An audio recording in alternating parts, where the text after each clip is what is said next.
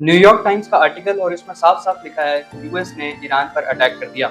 हम रात में सो रहे थे और United states of America Diego Garcia से अपने B-2 फाइटर बॉम्बर्स को लेकर के निकलता है। जी हाँ, वही डियागो गार्सिया जो भारत के बहुत ज़्यादा साउथ में है और जिसको यूएस के मिलिट्री बेस बनाने में भारत ने अमेरिका की बहुत मदद की है। हम रात में सो रहे थे और डियागो गार्सिया से B-2 फाइटर बॉम्बर्स निकलते हैं और ईरान के 3 न्यूक्लियर मेजर साइट्स पर हमला करते हैं। ये फाइटर बॉम्बर्स ईरान के एयर स्पेस में घुस जाते हैं और एक B-2 बॉम्बर की कॉस्ट मैं आपको बता दूं 2.1 बिलियन यूएस डॉलर होती है, यानी भारतीय रुपए में अगर देखें तो ये तकरीबन 20,000 करोड़ होती है।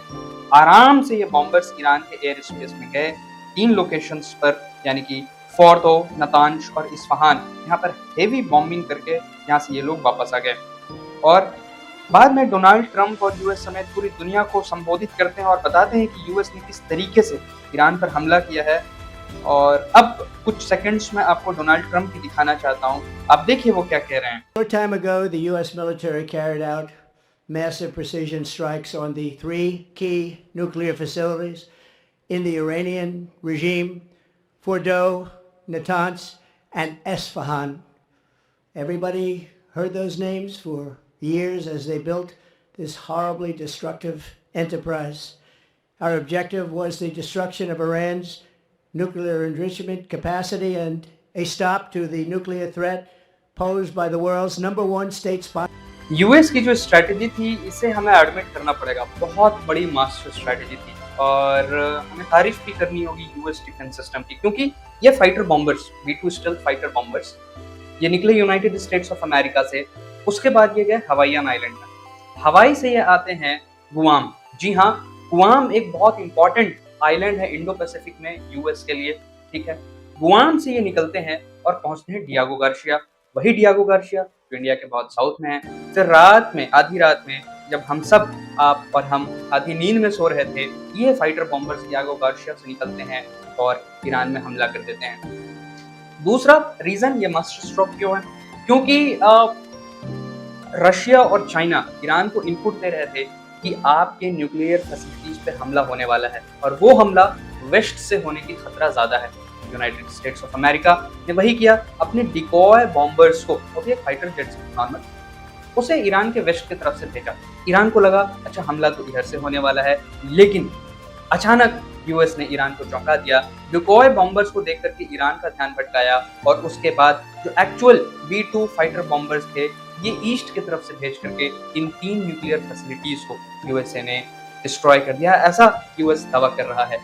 देखिए, मैं ये अटैक का समर्थन बहुत ज्यादा नहीं करता हूँ, क्योंकि ये भारत के लिए नुकसानदायक है। क्यों नुकसानदायक है, वीडियो में आगे बताऊंगा। बहरहाल, अगर B-2 बॉम्बर्स गिरा दिए जाते तो ये यूएस के लिए बहुत बड़ी एम्बैरेसमेंट हो जाती। क्यों?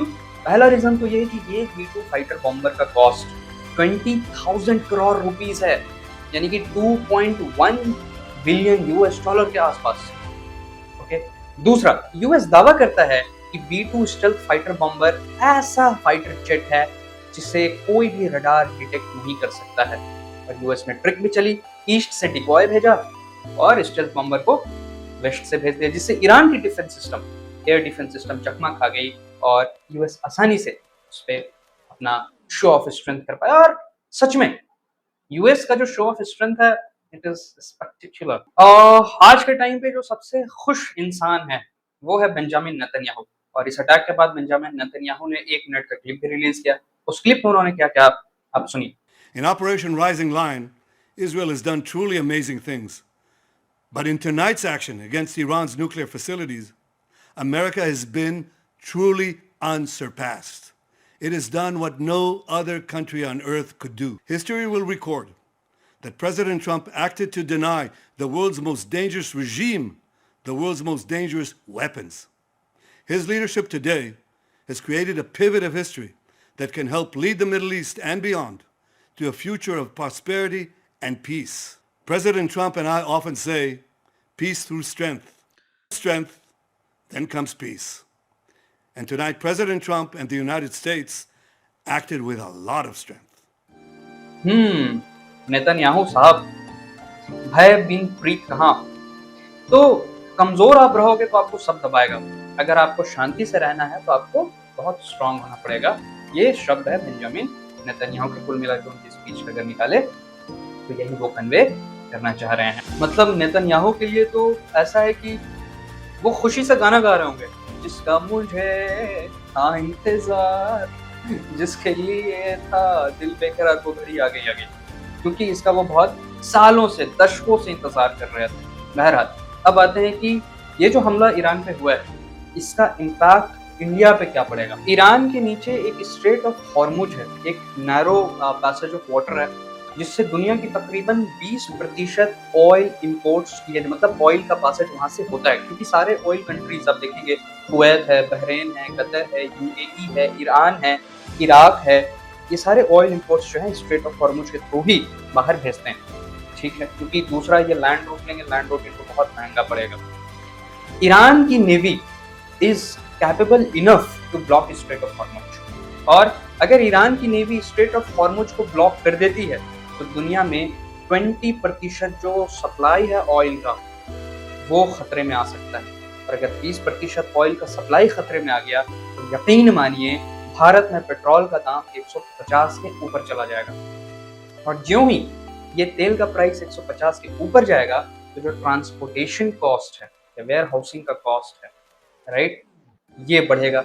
और जैसे ही ये बढ़ गया तो आप देखेंगे कि खाने पीने की सामान और महंगे हो जाएंगे, सब्जी महंगी हो जाएगी, जो बेसिक नेसेसिटीज वाली कमोडिटीज है वो सारी की सारी महंगी होने लगेगी। तो ये एक ग्लोबल इन्फ्लेशन की तरफ हम जा रहे हैं, ग्लोबल रिसेशन भी हो सकता है। इसलिए ये समय बहुत इंपॉर्टेंट है कि मिडिल ईस्ट में पीस लाया जाए। बहरहाल ट्रंप ने कहा है कि उन्होंने न्यूक्लियर फैसिलिटीज को डिस्ट्रॉय कर दिया, राइट, लेकिन ईरान का दावा है नहीं, न्यूक्लियर फैसिलिटीज डिस्ट्रॉय नहीं हुआ है, क्योंकि तकरीबन 60 मीटर अंदर था जो उनका न्यूक्लियर फैसिलिटी था, इस्फहान में हो या फॉर्गो में हो, 60 मीटर अंदर था।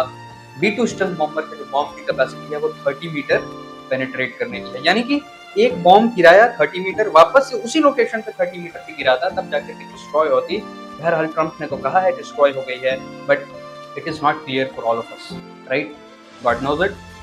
बहरहाल ट्रंप ने इतना टाइम भी दे दिया था ईरान को कि ईरान अपने जो भी न्यूक्लियर फैसिलिटीज में जितने इनके इम्पोर्टेंट इक्विपमेंट्स थे और इनके लोग थे वो उसको मूव करते थे, ईरानी गवर्नमेंट का दावा है। बहरहाल हमारे लिए इम्पोर्टेंट ये है कि इस रीजन पे जल्द से जल्द पीस आ जाए।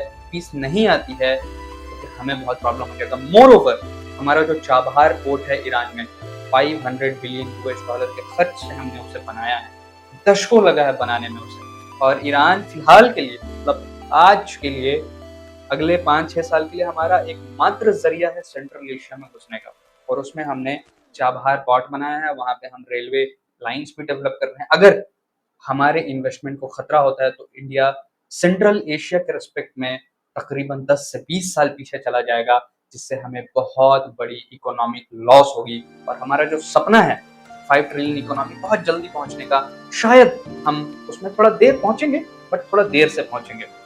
अब देखना ये बहुत इंटरेस्टिंग होगा कि ईरान इसे कैसे रिटेलिएट करता है, क्योंकि अब अमेरिका डायरेक्टली इन्वॉल्व है ईरान के साथ। ईरान को सपोर्ट करने के लिए कोई सामने से नहीं आ रहा। रशिया उसे कुछ नहीं भेजा, इंटेलिजेंस शेयरिंग हो रही है चाइना और रशिया की हो रहा है, बट डायरेक्टली कोई भी मिलिट्री हेल्प नहीं कर रहा अपार्ट फ्रॉम इंटेलिजेंस शेयरिंग। जो भी OECD कंट्रीज है या GCC कंट्रीज है, they are not with Iran. Pakistan के so called field marshal Asim Munir ये खुल करके आजकल ट्रंप का गुणगान कर रहे हैं। Obviously Pakistan is not with Iran. Saudi Arabia it is also not with Iran.